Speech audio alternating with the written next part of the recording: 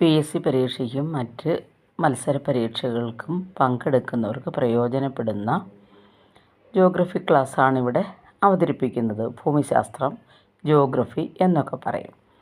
അപ്പം ഗ്ലോബിലെ പ്രധാനപ്പെട്ട അക്ഷാംശ രേഖകളെക്കുറിച്ചാണ് ഇന്നിവിടെ പറയാൻ ഉദ്ദേശിക്കുന്നത്. ഗ്ലോബിലെ പ്രധാനപ്പെട്ട അക്ഷാംശ രേഖകളാണ് ഇവിടെ കൊടുത്തിരിക്കുന്നത്. കണ്ടല്ലോ, 0 ഡിഗ്രി അക്ഷാംശരേഖയെ ഭൂമധ്യരേഖ എന്ന് പറയുന്നു. അതുപോലെ തന്നെ 0 ഡിഗ്രി അക്ഷാംശരേഖയാണ് ഭൂമിയെ 2 തുല്യ ഭാഗങ്ങളായിട്ട് വിഭജിക്കുന്നത്. അതായത് ഉത്തരാർദ്ധഗോളമെന്നും ദക്ഷിണാർദ്ധഗോളമെന്നും.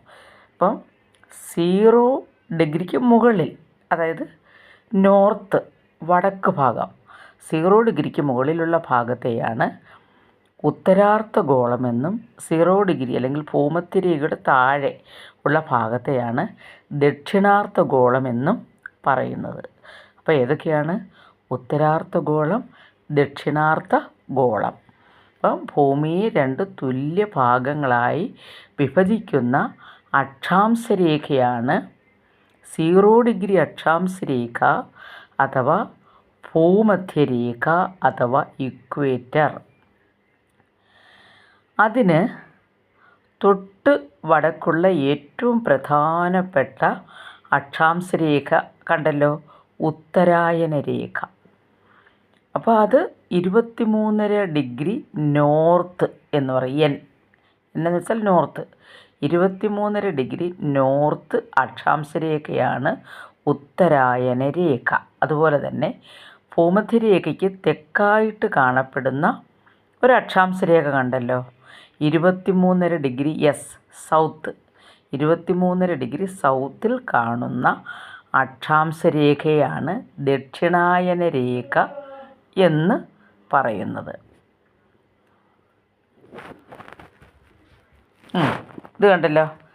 അതുപോലെ തന്നെ 23.5 ഡിഗ്രി നോർത്തിന് മുകളിലായിട്ടൊരു രേഖ കാണുന്നുണ്ടല്ലോ, ഒരു അക്ഷാംശരേഖ 66.5 ഡിഗ്രി നോർത്ത്.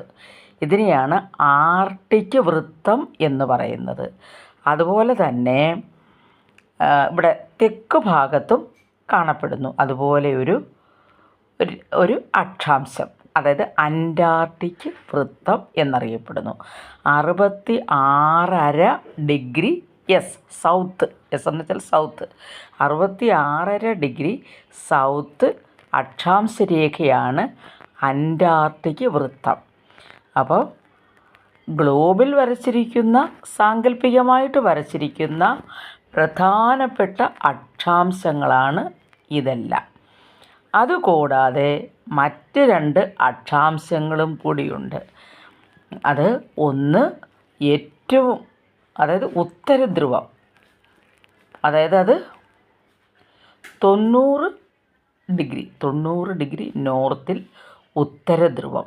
സൗത്തിലും അതുപോലെ 90 ഡിഗ്രി സൗത്തിൽ ദക്ഷിണ ധ്രുവം. അതെന്ന് പറയുമ്പോൾ ഭൂമധ്യരേഖ കഴിഞ്ഞ് മുകളിലോട്ട് പോകുന്തോറും ഇതിൻ്റെ വിസ്തൃതി കുറഞ്ഞു വന്നിട്ട് ഏറ്റവും മുകളിൽ ചെല്ലുമ്പോൾ അതൊരു പോയിൻ്റായിട്ട് അവശേഷിക്കുന്നു. അതുപോലെ തന്നെ താഴെ വരുമ്പോഴും അത് ഒരു പോയിൻ്റായിട്ട് മാറുന്നു. അതായത് 90 ഡിഗ്രി വടക്ക് അത് ഉത്തരധ്രുവമെന്നും 90 ഡിഗ്രി തെക്ക് ഉള്ളതിനെ ദക്ഷിണ ധ്രുവം എന്നും അറിയപ്പെടുന്നു. ഇങ്ങനെ 7 അക്ഷാംശങ്ങളാണ് ഗ്ലോബിൽ പ്രധാനമായിട്ടും വരച്ചിരിക്കുന്ന അക്ഷാംശം. നമ്മൾ ജിയോഗ്രഫി പഠിക്കുമ്പോൾ ഏറ്റവും പ്രധാനമായിട്ട് മനസ്സിലാക്കേണ്ട അക്ഷാംശങ്ങളാണ് ഇത്രയും. അതായത് ഏതൊക്കെയാണ്?